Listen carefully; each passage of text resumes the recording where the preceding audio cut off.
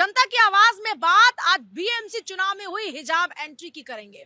दरअसल बीएमसी के चुनाव को लेकर हर पार्टी अपनी अपनी ओर से जोर आजमाइश करती हुई नजर आती है, लेकिन इस बीच वारिस पठान के एक बयान ने चर्चा इस बात पर ला दी है कि हिजाब की एंट्री हर चुनाव में जरूरी है क्या? क्या हिजाब ही हार और जीत तय करेगा क्या? बार बार यह हिजाब का जिक्र पॉलिटिक्स में क्यों होता है? क्या राजनीति के लिए हिजाब इतना जरूरी है? आज इसी पर होगी बात, पब्लिक का ओपिनियन जानेंगे, लेकिन उससे पहले दिखाते हैं खास रिपोर्ट।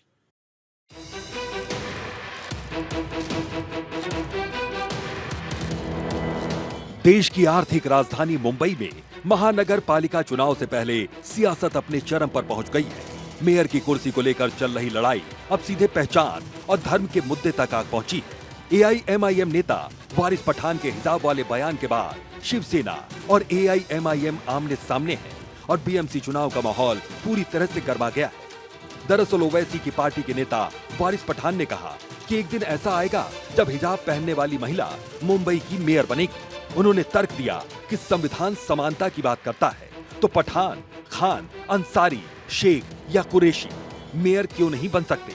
एआईएमआईएम प्रमुख असदुद्दीन ओवैसी की पार्टी के इस बयान को सियासी संदेश के तौर पर देखा जा रहा है। एआईएमआईएम के बयान के बाद उद्धव ठाकरे गुट वाली शिवसेना ने कड़ा विरोध जताया। पार्टी प्रवक्ता आनंद दुबे ने कहा कि मुंबई का मेयर मराठी हिंदू ही होगा। वहीं अब बयानबाजी से किसे फायदा होगा, ये तो आने वाला वक्त ही बताएगा।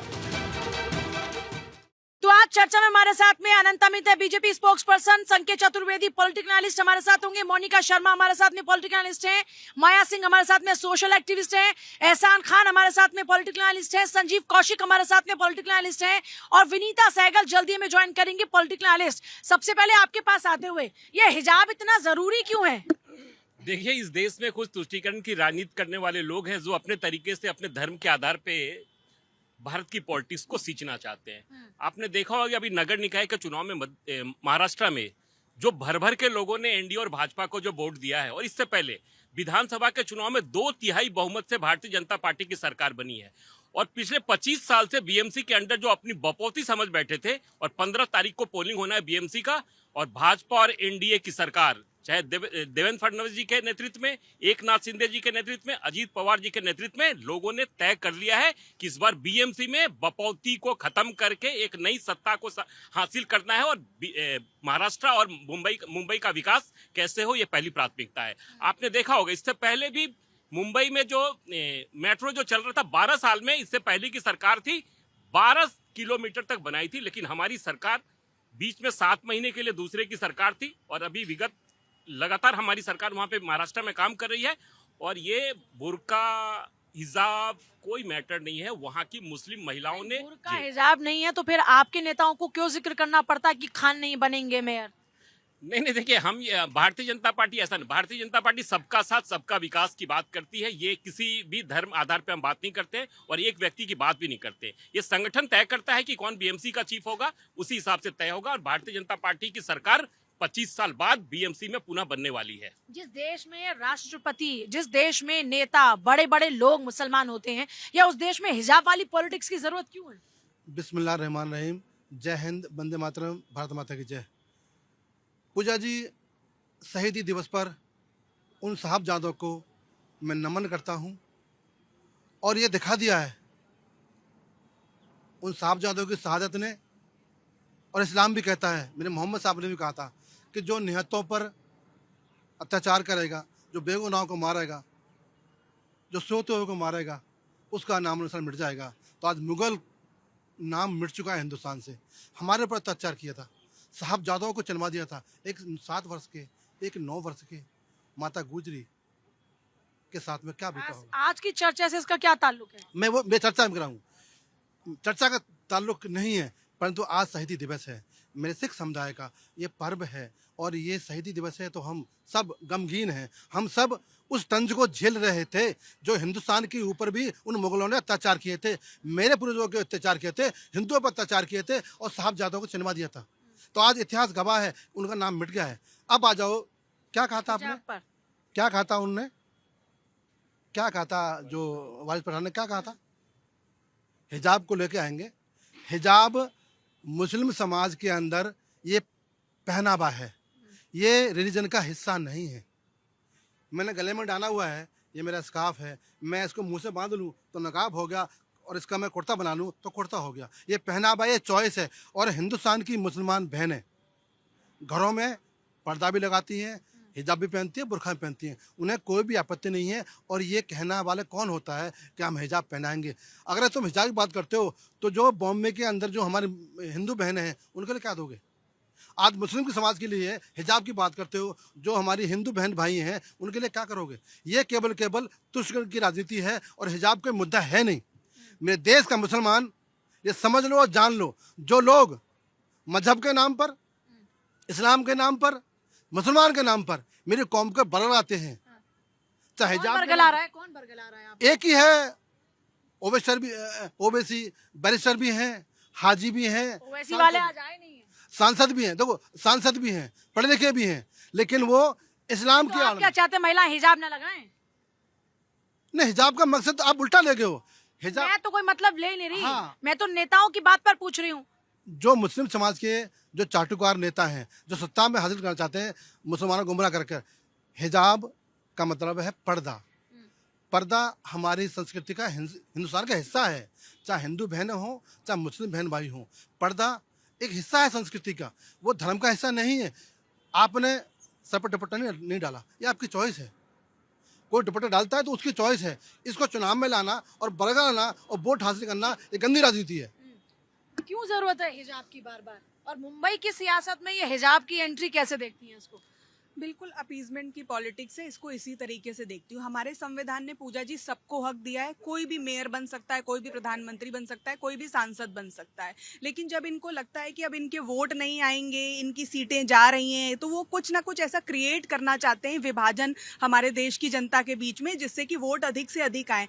जब भी मुसलमानों की बात आती है, कभी भी अशराफ्स की बात नहीं करेंगे, कभी भी पसमानदा की बात नहीं करेंगे, हमेशा हिंदुओं को जाति में बांटने की कोशिश करेंगे। तो इनको लगता है कि बस इनके वोट आने चाहिए, किसी भी तरीके से आए। हिजाब पहना एक महिला की अपनी स्वाभाविक इच्छा होती है या उसके धर्म का हिस्सा है, वो कर सकती है।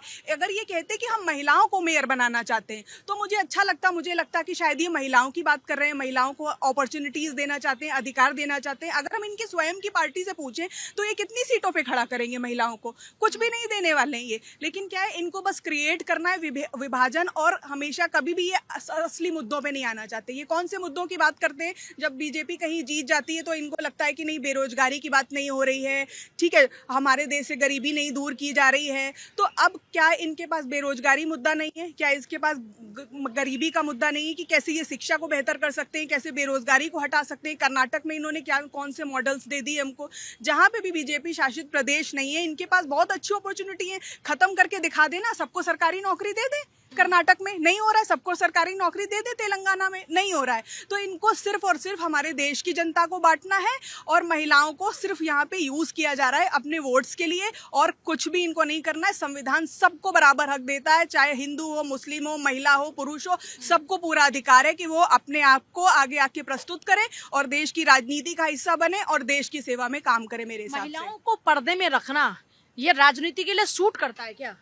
देखिए, अगर महिलाओं को पर्दे में रहना है तो फिर राजनीति उनके लिए नहीं बनी। राजनीति एक ऐसा क्षेत्र है जहां आपको अपने आप को अगर पेश करना है, प्रस्तुत करना है, अपने आप को एक्सप्रेस करना है, तो आपके खुलकर बात करनी पड़ेगी, और जो हिजाब में या घूंघट में पॉसिबल नहीं है। भारतीय जनता पार्टी में इस तरह की कोई परंपरा फिर नहीं है। आपके कुछ नेता इस तरह की बयानबाजी क्यों दे रहे हैं? नहीं नहीं, ये उनका पर्सनल बयान होगा, पार्टी का इस तरह का कोई बयान नहीं है। बार बार लोग प्रश्न उठाते हैं कि भारतीय जनता पार्टी मुसलमानों को टिकट नहीं देती। साहब, हम ऐसे लोगों को टिकट देते हैं जो जीतने वाला हो, कोई भी जीतने वाला, हम उसको बुलाते हैं, टिकट देते हैं, वो जीतता है। जो जीतने वाला नहीं होता उसको नहीं देते हैं। इसलिए भारतीय जनता पार्टी की संदेश बिल्कुल क्लियर है। इतना पैरामीटर है या फिर उसकी छवि कैसी है, उसके गुण कैसे हैं, ये भी देखते हैं? जीतना, जो जिताऊ उम्मीदवार होगा, पहली प्राथमिकता हमारी जिताऊ जीतने उम्मीदवार। में वो इस तरह के लोग भी आ गए हैं जिसको पैराशूट एंट्री बोलते हैं, जो बाहर से आते हैं, अचानक आते हैं, एंट्री लेते हैं और जीतते हैं। जितनी की बार ये होता है, जो बीजेपी के छोटी इकाई से मेहनत करके यहाँ तक पहुंचे, कितनी बार वो असंतुष्ट रह जाते हैं, चाहे वो कहीं से भी लोग, हम भी लोगों से बात करते हैं। कहते हैं कि हमारी यूएसपी यही है, हम इसीलिए अलग पार्टी है कि हमारे यहाँ छोटे से कार्यकर्ता को मौका मिलता है, इनके यहाँ एक छोटा कार्यकर्ता मुख्यमंत्री बनता है, पार्टी की कमान को संभालता है। पार्टी को ऐसे लोगों को ना लेके एक एग्जाम्पल सेट करना चाहिए दूसरे लोगों को, समाज में स्थापित जो लोग हैं, जो समझते हैं कि उनको लोग, ऐसे लोगों को बाहर का रास्ता दिखाइए। जो बेसिक मेहनती वर्कर है बीजेपी का, उसको भी उठा के लाइए। देखिए पूजा जी, हमारे देश में पहली बार हमने एक मुसलमान को राष्ट्रपति बनाने का काम किसने काम किया? भारतीय जनता पार्टी ने किया। आज एक आदिवासी महिला राष्ट्रपति बनी हुई है, किसने काम किया? हमारी सरकार ने काम किया। हमारी सरकार आज नितिन नवीन जैसा लड़का आज राष्ट्रीय अध्यक्ष होकर आया है, ये भारतीय जनता पार्टी में ही संभव है। आज मोहन यादव सीएम बन गया, किसी को पता था? ये भारतीय जनता पार्टी में संभव है। भजन लाल आज मुख्यमंत्री बन गया, किसी को पता था? ये भारतीय जनता पार्टी में संभव है। बिल्कुल नायब। तो इस तरह से भारतीय जनता पार्टी अपने कार्यकर्ताओं वाली पार्टी है। हम कार्यकर्ताओं के आधार पर चलते हैं। ये कांग्रेस की तरह नहीं, एक परिवार की पार्टी नहीं है, एक संगठित पार्टी है और पार्टी अपने तरीके से काम करती है। पार्टी का संविधान है और संविधान के तहत पार्टी चलती है। ऐसे लोगों के कहने से भारतीय जनता पार्टी को कोई फर्क पड़ने वाला नहीं। भारतीय जनता पार्टी संगठन की पार्टी है, कार्यकर्ताओं की पार्टी है। हिजाब वाली राजनीति क्यों जरूरी है? देखिए पूजा, हिजाब का और दाढ़ी का आप पुरुष और औरत से मत इसको तौलिए। ये धर्म का मामला है। देश की राजनीति में धर्म को घुसपैठिया बना करके बड़ी आसानी से एक बार बस आपको रोक रही हूँ मैं, क्योंकि इन्होंने कहा कि धर्म का मतलब ही नहीं है हिजाब से। हम आ रहे हैं ना, उसी पे आ रहे हैं ना। तो जो राजनीति की परिपाटी चल रही है, हिंदुस्तान के नौजवानों को तय करना है कि आखिर वो किस दिशा में जाना चाहते हैं। क्या वो धर्म की राजनीति करना चाहते हैं? धर्म, आप हिंदू हैं, मुसलमान हैं, सिख हैं, ईसाई हैं, सबको आज़ादी है, सब अपने अपने तरीके से जीते। ये कौन सी बात हो गई कि हम दाढ़ी वाले को लाएंगे तो नहीं, हम हिजाब वाले को बैठा देंगे? ये तो जानबूझ करके वो काम करने की 20% वहाँ पे अल्पसंख्यक है। महाराष्ट्र में जिस चुनाव की बात हो रही है वहाँ केवल 20% अल्पसंख्यक है और आप उसी को मेयर बनाने की बात कर रहे हैं। सीधी सी बात है कि आप इसमें जानबूझ के धर्म को ला रहे हैं और धर्म की राजनीति करने वाले हैं। देखिए, इस देश में जब जब अधर्म की हानि हुई है तब तब धर्म को बचाने के लिए लोग आए हैं इसी तरीके से। और निश्चित तौर पे अगर एक बाबा जी अगर इस राजनीति में आ रहे हैं और स्वच्छ राजनीति कर रहे हैं तो उससे बड़ी बात क्या हो सकती है? आज उत्तर प्रदेश के योगी आदित्यनाथ जी ने पूरे देश को नहीं, पूरी दुनिया को एक मैसेज दिया है। वो व्यक्ति सुबह 4:30 बजे उठते हैं और रात को 12 बजे तक वो आदमी जो देश की सेवा कर रहा है, प्रदेश की सेवा कर रहा है। तो इनसे ये भी नहीं सहा जा रहा है। और हमने बार बार कहा, इस देश में जब जब अधर्म की हानि होगी तब तक योगी बाबा जैसे लोग उपस्थित होंगे। और धर्म की या धर्म की जब तक नहीं, धर्म की हानि होगी तो अधर्मियों को नाश करने के लिए कौन आएंगे? वही आएंगे। दूसरी बात, अभी कौशिक भैया बार बार कह रहे थे कि वो मजार की बात कर रहे थे। आपको जान के ये बड़ा आश्चर्य होगा कि उत्तर प्रदेश में सबसे ज्यादा अगर जो क्या बोलते हैं उसको, उसकी जो चारदीवारी, शमशान की, कब्रिस्तान की चारदीवारी अगर पूरे देश में सबसे ज्यादा अगर हुआ है तो वो उत्तर प्रदेश में हुआ है, बिहार में हुआ, जहां पे भाजपा की सरकार है। तो भाजपा ये चाहती है सबका साथ सबका विकास हो और तमाम मुद्दों पे काम करते हैं। हम किसी धर्म की बात नहीं करते, हम सबका साथ सबके विकास की बात करते हैं। हमारे लिए मुस्लिम भी उतने ही महत्वपूर्ण है, हिंदू भी है और क्रिश्चियन भी है, जितने भी जो भी। महिलाओं की सिर्फ राजनीतिक उपयोगिता है या वाकई महिलाओं की भागीदारी चाहते हैं लोग? भागीदारी चाहते हैं, ना सिर्फ राजनीतिक में और हर मैटर में। तो फिर ये हिजाब वाली महिला मेयर हो सकती है, इस तरह की जो बातें कही जाती हैं, इसका क्या मतलब है? मैम, जो खुद ही छुपी हुई वो सामने कैसे आएगी? कौन छुपी अगर वो हुई है? हिजाब के अंदर खुद को अपने आप को छुपा के रखा हुआ है तो वो सामने आके क्या काम तो आप करेंगी? ऐसी कह रही कि जो महिलाएं पर्दा करती हैं वो खुद को अपनी जो पहचान है उसको छुपा कर बैठी हैं। पर्दा नहीं होना चाहिए। हाँ? पर्दा किस बात से होना चाहिए? शर्म का पर्दा होना चाहिए, आंखों का पर्दा होना चाहिए, लिहाज का पर्दा होना चाहिए। सामने से पर्दा, कपड़ों का पर्दा नहीं कहा जा सकता है। अगर आप पर्दा कर रहे हो और उस पर्दे के पीछे कुछ भी कर रहे हो तो उसको क्या हिसाब बोलोगे? मर्यादा जरूरी है, पर्दा जरूरी नहीं है। मैं पब्लिक के पास आ रही हूँ। हाँ। उन्होंने बोला गेरुआ वस्त्र पहन करके साधु संत को वो सत्ता नहीं चलाना चाहिए। क्या IAS IPS को नौकरी पकड़ करके और वो इस्तीफा दे करके उनको राजनीतिक मानना चाहिए? ये संविधान में कहाँ लिखा हुआ है? लिखा हुआ आपने पढ़ाई लिखाई किया कि मैं देश की जनता को एक स्वच्छ वो दूंगा। सबको अधिकार है ना राजनीति में, कोई भी मैम आ तो सकता अधिकार है कि तो कोई अच्छी, IAS और IPS तो नहीं ठीक आ है, सकता। अधिकार है तो क्या साधु संत को अधिकार नहीं है? वो तो और अच्छी बात है। ना उनको बेटे की टेंशन है, ना उनको बेटी की टेंशन है, ना अपने माँ का टेंशन है, ना अपने बाप का टेंशन है। जो भी करेंगे देश के जनता के लिए करेंगे। ऐसा तो नहीं है ना कि भाई हम नौकरी छोड़कर आए कि भाई हमें 1 लाख तनख्वाह मिल रहा है, राजनीतिक जब विधायक और सांसद बनेंगे तो करोड़ों का घोटाला करेंगे, अरबों का घोटाला करेंगे, विदेश जाएंगे, वहाँ पे ऐसा आराम करेंगे। ऐसा तो नहीं है ना। ये उनका कहना गलत है। और बात रही हिजाब पर, तो हिजाब पे जो लोग राजनीति कर रहे थे पहले, उनकी राजनीति खत्म हो रही है। हिजाब जो है, हमारी जो मुस्लिम बहन बेटियां हैं वो खुद चाहती है कि मैं हिजाब से मुझे आज़ादी मिले। हमारे ऐसे बहुत ऐसे जानने वाले हैं कि वो नहीं चाहती कि हम हिजाब पहन के कहीं ऐसे अंधेरे में जाएं, जो कि हमारा पहचान तो है। हम इंसान है या हम जानवर हैं? इंसान किस लिए पैदा हुआ कि मतलब पूरे उसमें जाकर हम कब्र में जाकर जाएं? हिजाब पहनो या कब्र में रहो, बात तो बराबर ही है। तो इसलिए हिजाब तो बैंड होना चाहिए। और हमारे लेकिन अपनी चॉइस है ना, कौन हिजाब में रहना चाहता है, कौन पर्दे में रहना चाहता है, ये हम तो नहीं तय कर सकते ना। वो तो हम कहाँ कह रहे हैं उनको जबरदस्ती हटाओ। पर सबसे बड़ा सवाल ये है कि जब भी चुनाव होगा ये हिजाब की एंट्री क्यों हो जाती है? पब्लिक का इस पर क्या ओपिनियन है? देखो जनता यही चाहती है, जो बीएमसी के जो है वहाँ पे है मुंबई में है, तो क्या ये हिजाब क्यों लेके पीछे में आ रहे हैं ये बताइए। क्या हिजाब मतलब जो सरकार चलाती है म्युनिसिपल पार्टी जो है म्युनिसिपल, क्या मतलब कपड़े का धंधा है ये एक जो सरकार चला रही है, तो कपड़े से क्या मतलब उसका, ठीक है।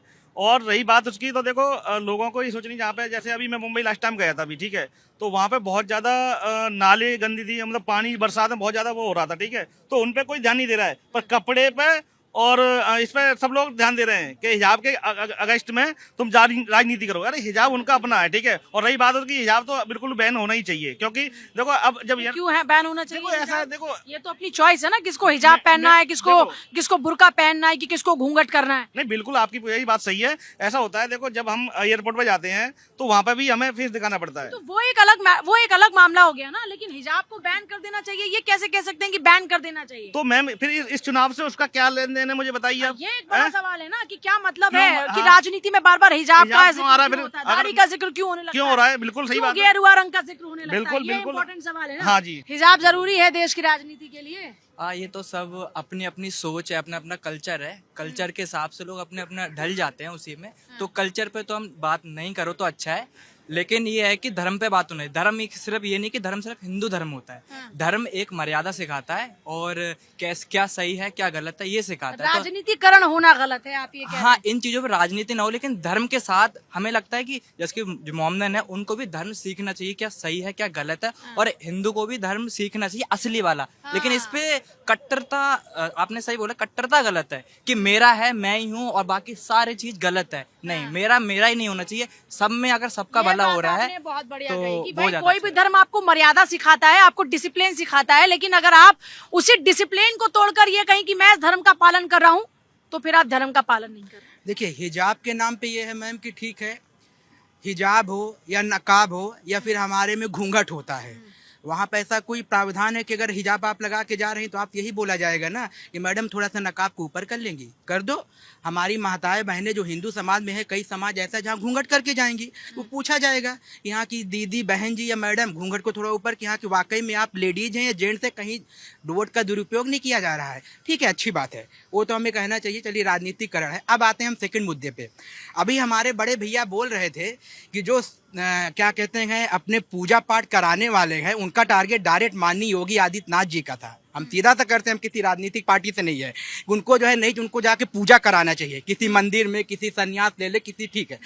तो क्या साहब ये भी कहेंगे कि जितने मौलवी हैं, सांसद बने हैं या फिर विधायक बने हैं, निगम पार्षद बने हैं या फिर मंत्री बने हैं, वो भी इस्तीफा दे दें और जाके क्या कहते हैं हम वो अपना नमाज पढ़ें मस्जिद में? ये भी तो साहब बोल दे तो मुझे बड़ी खुशी होगी। एक समुदाय को उन्होंने टारगेट तो बना लिया। जितने भी सांसद मंत्री विधायक बने हैं, मैं आपको 10 अभी नाम गिना दूंगा, जितने मौलवी हैं सब जो है कोई सांसद बना हो, कोई मंत्री बना, कोई विधायक बना। साहब उनसे भी जवाब ले लें कि वो भी छोड़ सकता। हम तो कहते हैं माननीय योगी आदित्यनाथ जी का ये कह रहे हैं विरोध कर रहे हैं, हम कहते हैं हम आज उनसे इस्तीफे की मांग कर देंगे। मैं धरना के लिए निकल दूंगा, लेकिन पहले भाई साहब ये ऐलान करें कि जितने भी मुस्लिम समाज में बैठे हुए हैं, जो सांसद बने हैं, विधायक बने हैं, मंत्री बने, उनके खिलाफ मैं ऐलान करता हूँ। कौशिक साहब, इसका क्या जवाब है? पूजा साधु संत महात्मा की एक परिभाषा होती है। जो खुद को साधता है वो साधु कहलाता है। जिसकी आत्मा महान हो जाए, सब पूरा हिंदुस्तान पूरा समाज एक हो जाए, चींटी के लिए उतना ही दर्द हो और हाथी के लिए उतना ही दर्द हो, वो महान आत्मा हो गया। साधक जो साधना करता है वो साधु कहलाता है। आप नहीं, जनता की सेवा करना साधना नहीं है। फिर वही बात, पूजा परिभाषा आप गड़बड़ कर रही हैं। जनता की सेवा करना साधना धर्म के हिसाब से परिभाषा आप हमसे पूछ रही है ना, तो धर्म के हिसाब से हम आपको परिभाषा बता रहे हैं। तो धर्म में ये कहीं नहीं लिखा कि आप जनसेवा कीजिए, ये भी एक साधना है। कीजिए ना, साधु बन के धर्म सेवा कीजिए ना। सिर्फ आप मंत्रोच्चारण करते रहिए, आप ध्यान लगाते रहिए, यही साधु की साधना है। जब आप राजनीति में आते हैं तो निश्चित तौर पे अपने आप को मजबूत करने के लिए दूसरे को कमजोर करना पड़ता है। आपको ऐसा क्यों लगता है कि आप इसका मतलब कह रहे हैं कि राजनीति गंदी है? आप बोल दीजिए, सामने से खुल के बोले कि राजनीति गंदी है, तो राजनीति में आएगा वो गंदा होगा। जबरदस्ती ये बात आप हमसे बुलवाना, मैं सिर्फ ये कह रहा हूँ, मैं सिर्फ नहीं, आप अपनी बात कह रही हैं, आप खुद ये बात कह रहे हैं, मैं बात कह रही हूँ। आपने कहा कि राजनीतिक जब आप जब हो जाते हैं तो आपको बहुत कुछ करना पड़ता है, मतलब बहुत कुछ सही है गलत है? राजनीति करने वाले लोग निश्चित तौर पे अपने आप को मजबूत करने के लिए, सत्ता के लिए प्रपंच तो रचते भाई हैं। क्या मतलब हुआ इसका कि गंदे हो जाते हैं लोग, राजनीति गंदी है, यही कह रहे नहीं हैं कि गंदा कह नहीं रहे? होता। अगर योगी जी अगर भगवा रंग पहन के अगर वो कर रहे हैं, ना सर की बातों से पब्लिक क्या समझी, ये कह रहे हैं कि मैंने ऐसा तो नहीं कहा, आप पब्लिक क्या समझी? नहीं पब्लिक यही समझ रहे हैं कि योगी बाबा ना रहे, भगवाधारी ना रहे, सिर्फ ऐसे ही लोग राजनीति करे। और योगी जी अगर साधु संत आदमी है, अगर राजनीति कर रहा है तो वो हिंदुस्तान के लिए कर रहा है, यूपी के लिए कर रहा है। वो जो बोल रहे हैं वो गलत बोल रहे हैं। क्या बोलेंगे आप? मैम देखो, कोई भी हमारा मुख्यमंत्री हो, ठीक है, योगी जी नंबर 1 चल रहे हैं। दूसरी चीज़ ये है कि हिजाब या किसी का घूंघट हमारी प्रथा पहले से चली आ रही है। किसी के घूंघट को लेके, किसी के मतलब किसी को कुछ भी लेके राजनीति विपक्ष और पक्ष ना करे, अपना अपना काम देखे। जो जिसको काम दिया गया है वो सही से काम करे। चुनाव में क्या मुद्दे होने चाहिए? पब्लिक की नजर में क्या मुद्दे हैं मैम, चुनाव में? इस संसार में 2 ही मुद्दे हैं, एजुकेशन, हेल्थ और रोजगार, और कोई मुद्दा नहीं है। क्या मुद्दे होने चाहिए चुनाव में? रोजगार और बात हो रही है रोजगार पर? नहीं, कहाँ हो रहा है? ये गंदी बात है गुटखा चबाना, इसको छोड़ दीजिए आप। गुटखा सेहत के लिए बड़ा नुकसानदायक है। जल्दी से मैं आ रही हूँ, लेकिन सर अभी ज्वाइन किया। सर मैम एक सेकंड, ये हिजाब वाली पॉलिटिक्स पे जनता कह रही है कि हिजाब की बात मत करो, या दाढ़ी की बात मत करो, या गेरुए की बात मत करो, बात करो मुद्दों की। बिल्कुल ठीक बात है, बात मुद्दे की होनी चाहिए। और जहाँ तो तक ये बात बीएमसी चुनाव में इतनी जरूरत क्या पड़ गई हिजाब की, या जो कह रहे हैं कि दाढ़ी वालों को नहीं आने देंगे, इस बात की? वोट पोलराइजेशन, वेरी सिंपल, और कुछ भी नहीं है। वो अपनी तरह से वोट पोलराइजेशन करना चाहते हैं। जो कहते हैं कि वो सेकुलर हैं, पर असल वो सेकुलर नहीं है। वो बेसिकली अगर आप गौर करके देखें, वो हिंदू विरोधी हो चुके हैं। तो जो हिंदू विरोधी हैं वो कह रहे हैं कि नहीं हिजाब वाली आनी चाहिए, जबकि हिजाब का कॉन्सेप्ट कोई इस्लाम में है ही नहीं। कोई कॉन्सेप्ट नहीं है हिजाब का इस्लाम में। कोई मेरे को कुरान में दिखा दे कि इस जगह है, नहीं तो मैं आपको, देखो मेरे को कुरान रटी नहीं, मैं पढ़ के सुना देता हूँ कि कोई कुछ भी नहीं है कि हिजाब का कोई भी कॉन्सेप्ट। जी हाँ, मैं बता रहा हूँ आपको। आप तो पूरा एकदम हाँ बिल्कुल नोट्स बना के लाए। हाँ, नोट्स बना के लाया हूँ। सूरा अल नूर चैप्टर 24 वर्स 31, ठीक है। उसमें लिखा है निगाहें नीची हों ईमान वालों की, और दुपट्टे हों, दुपट्टे का अर्थ है खिमार, ठीक है, वो अपनी छातियों पर डाल लें। एक चैप्टर और है, उस चैप्टर में है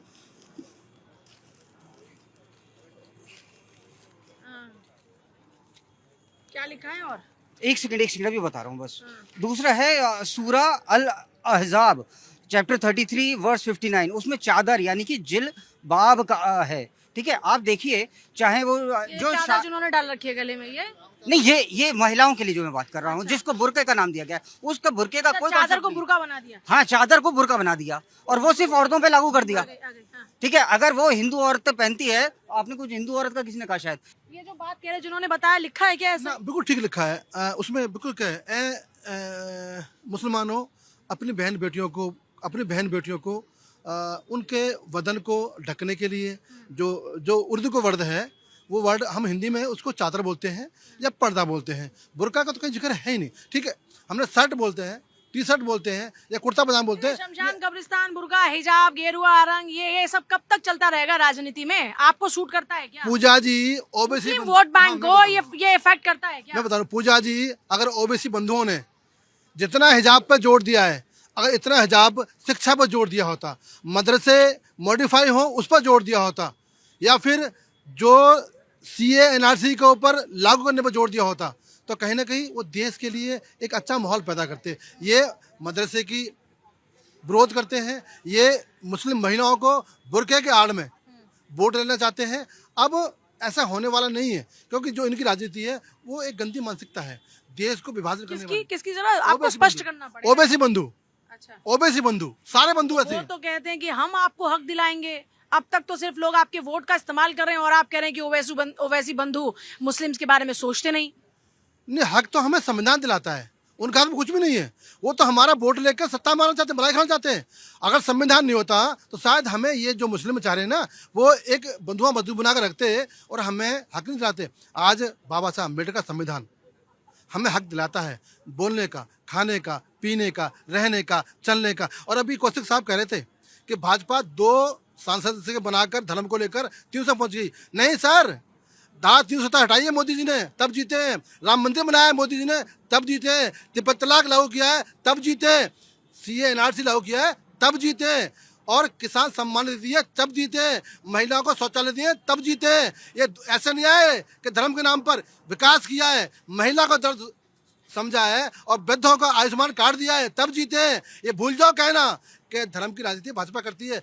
धर्म की राजनीति तो कांग्रेस करती थी, पंजे के नाम पर, दो बैलों की जोड़ी के नाम पर गुमराह किया, तो क्या मिला? आप कह रहे गुमराह किया, आपको क्या नहीं दिया उन्होंने? सबसे ज्यादा तो हक आपको दिया, ये तो हमेशा लोग कहते रहे। हाँ बिल्कुल पूजा जी, आपने बिल्कुल पूजा ठीक कहा। उन्होंने हिंदुस्तान को बंटवारा दिया, उन्होंने आपातकाल दिया, उन्होंने सिंह का नरसंहार दिया, उन्होंने जगह जगह बम फोड़े गए। ये दिया तो हम कम मना नहीं कर रहे, दिया हमारे को, देश को दिया है, सभी समाज को दिया है। हिंदू मुस्लिम मरा, हिंदू मरा, मुस्लिम मरा, सिख मरा, ईसाई मरा, ये दिया तो कांग्रेस ने, यही तो दिया है। और अब ये चैप्टर क्लोज किया है माननीय नरेंद्र मोदी जी ने। ना सिख मरेगा, ना ईसाई मरेगा, ना मुसलमान मरेगा, ना हिंदू मरेगा, और जो मारेगा उसकी कब्र खोदेंगे हमारे योगी जी। अगर कोई मारेगा मुसलमानों को तो कब्र खोदेंगे योगी जी, अगर कोई हिंदू को मारेगा कब्र खोदेंगे योगी जी, कोई सिख को मारेगा कब्र खोदेंगे योगी जी। अगर कोई कब्र खोदने वाला के लिए कब्र नहीं खुदती है, कोई बात नहीं, शमशान भेजेंगे। मेरा कहने का मतलब है कि उसका अंतिम संस्कार योगी जी करेंगे, चाहे वो अतीक हो, चाहे वो दुबे हो, चाहे वो रहमान हो, चाहे वो रहीम हो, कोई फर्क नहीं है। लेकिन कांग्रेस का चैप्टर क्लोज हो गया है। जीतने का पैमाना विकास है, मोदी जी का प्यार है, मोदी जी की बहनों के माताओं के लिए दिल में बसा हुआ प्यार है। मुद्दों की बात के अलावा ये लोग क्यों इस तरह की बातें कर रहे हैं? देखिए पूजा जी, और इसमें सिर्फ वही नहीं है सर, आपके भी लोग क्यों कूद पड़ते हैं इस वाली रेस में? एक तो पर्दा प्रथा जिसको बुर्का कह रहे हैं या हिजाब कह रहे हैं, इसके खिलाफ महात्मा गांधी ने बहुत बड़ा आंदोलन चलाया देश में, और उसके साथ मुस्लिमों के रहनुमाओं बदरुद्दीन ने भी, रहमुद्दीन ने भी, बहुत सारी लोगों ने महिलाओं को स्वतंत्रता के लिए पर्दा प्रथा की व्यवस्था खत्म करने के लिए बहुत सारे कह रहे हैं कि मेयर हिजाब वाली बनेगी, मतलब वो मेयर बने तो भी उसके चेहरे पर हिजाब होना चाहिए, महिलाओं को बांध कर रखने की ये कोशिश है। जी, ये तो तुष्टीकरण की राजनीति है, ये अपने धर्म के लोगों को खुश करने के लिए इस तरह की वोट की बात करते हैं। अभी संजीव कौशिक भी कह रहे थे महिलाएं यहाँ पर है नहीं, वरना मैं उनसे पूछती कि क्या हिजाब पहनकर वो खुश हैं या वो चाहती हैं कि आजादी मिले इस हिजाब से? कोई भी हर महिला स्वतंत्रता चाहती है, और हमारे देश में नजर आइए, मैं आपके पास वापस लौटूं। आप ये बताइए, कभी पर्दा किया है? घर में कोई करता है पर्दा?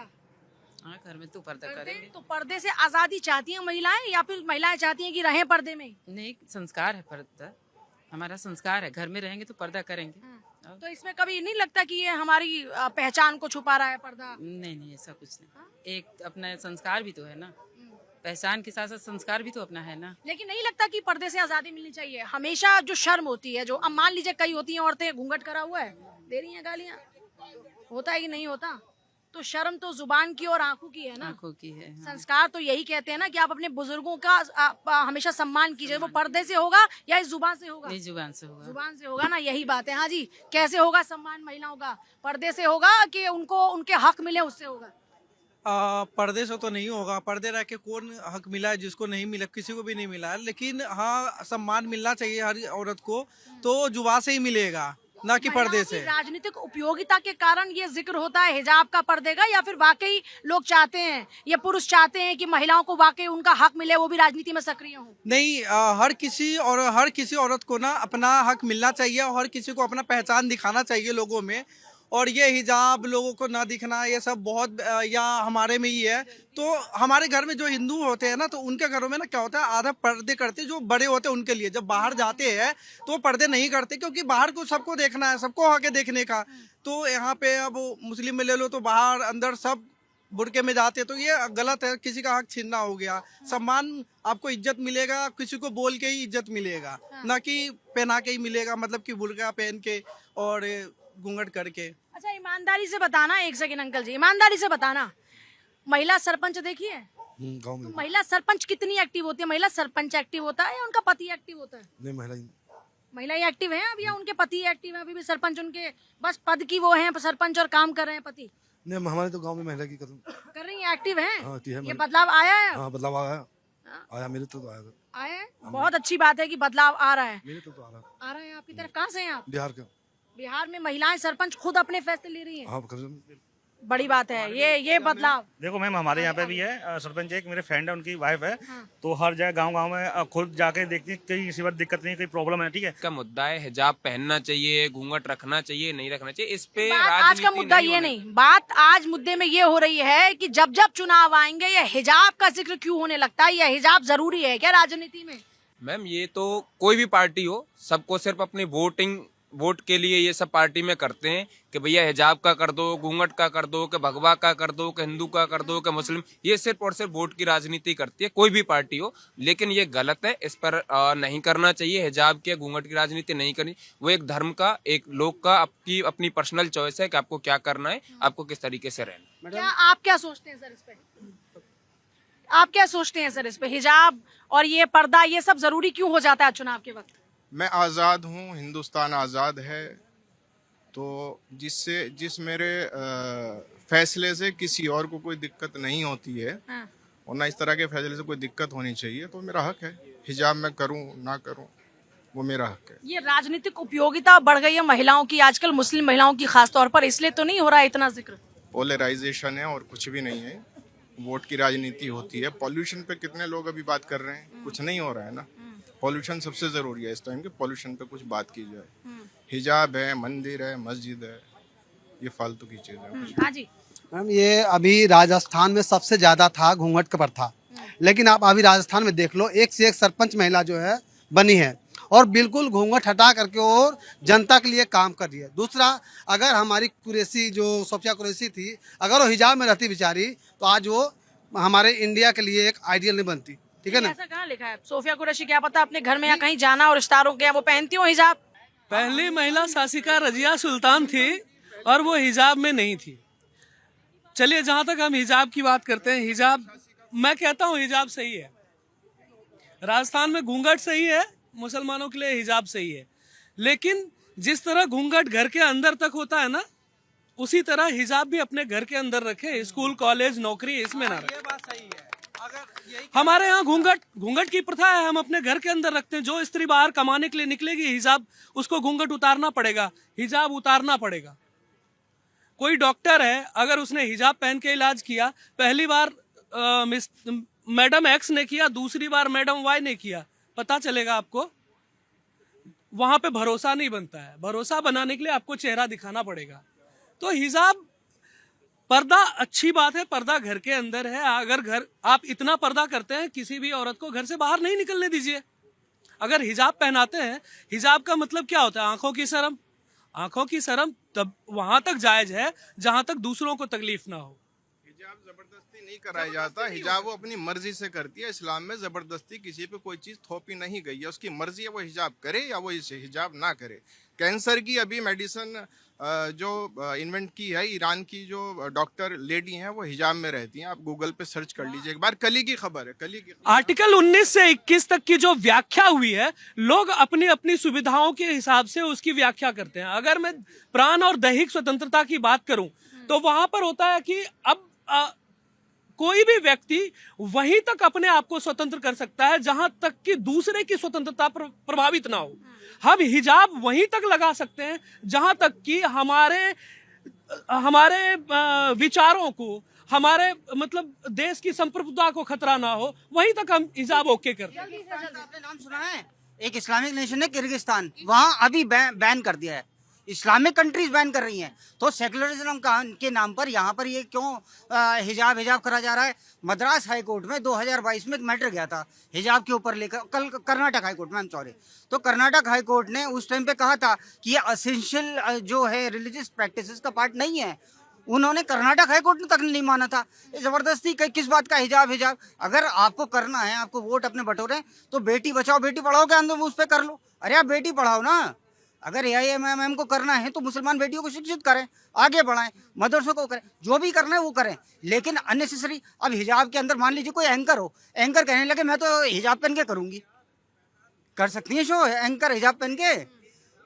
आप ही बताइए, नहीं कर सकती ना। हाँ, तो मान लीजिए कोई ऑपरेशन कर रही है, अब उसमें कौन है ऑपरेट करने वाला यही नहीं पता, वो कहने लगे मैं तो हिजाब पहन के ऑपरेट करूंगी। फिर तो एक स्वतंत्रता, देखिए मैम एक स्वतंत्रता लिमिट तक होनी चाहिए, और ये राष्ट्र है। और सेकुलरिज्म के नाम पे जबरन मैम बात हिजाब की नहीं, बात काबिलियत की होनी चाहिए। हमारी राजपूतानियों को देख लो, घूंघट भी करती हैं, मेकअप भी करती हैं, और दूसरे हाथ में अपनी तलवार भी रखती हैं। काबिलियत की होनी चाहिए, ना कि हिजाब की होनी चाहिए। हिजाब के साथ में काबिलियत भी तो रखो। सिर्फ हिजाब का मैटर कहाँ से आ गया? काबिलियत दो ना। अगर काबिलियत होगी तो जाएगी। अभी यहीं पे बताने का प्रयास किया गया कि हिजाब यदि पहन के कोई डॉक्टर ऑपरेशन करने जाती है, किसी ने देखा है बगैर मास्क लगाए हुए ऑपरेशन करते हुए? कोई हाथ उठा के बताए यहाँ पे, यदि किसी ने देखा हो तो वो क्या होता है? वहां तो मैंडेटरी है।